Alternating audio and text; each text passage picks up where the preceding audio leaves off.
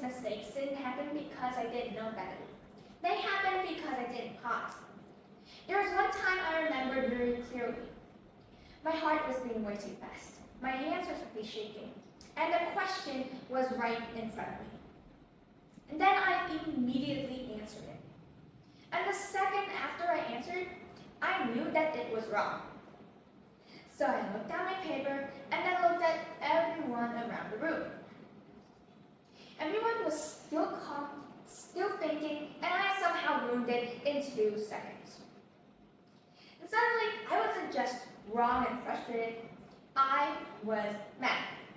Mostly at myself, at the question, at the table, at the air, at gravity, and honestly, at that point I was ready to blame my shoes, the sun, the sky, and literally God himself.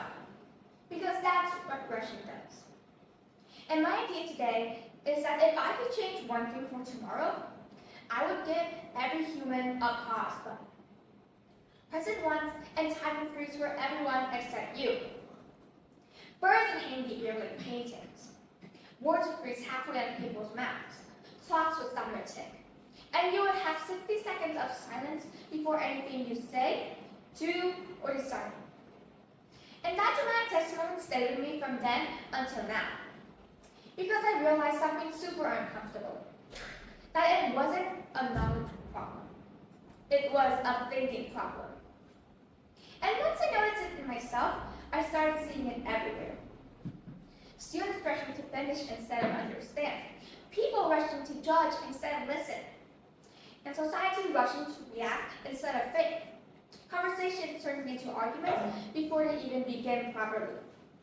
And we live in a world where speed is praised and reflection is rare. Now, there are also reasons for that as well. Research has shown that whenever our brain comes under strong emotions like anger or pressure, it usually becomes worse at controlling our reactions. And scientists have also shown that their data says that the part of the brain usually responsible for your self-control and reactions gets weaker during those strong emotions. And it gives away the whole control of your brain. So it's not that we choose to react in some certain situations, but there are also some times that our brain is literally pushing us to react in those situations. And my idea isn't really about freezing time. It's about something much more simpler and much harder, which is learning to pause.